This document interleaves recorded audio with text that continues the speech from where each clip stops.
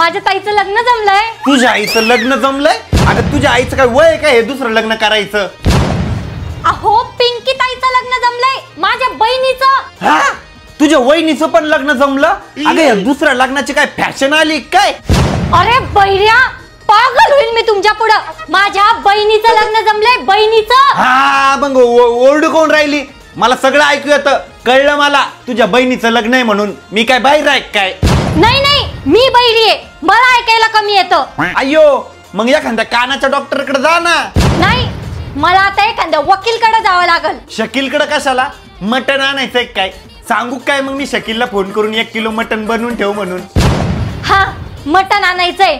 अहो पागल माणूस, तुम्ही का असं वागता? कसं हाकता म्हणजे? जसं सगळे हाकता, असं खाली बसून. अच्छा, मला वाटलं काही वेगळी सिस्टीम आहे तुमची.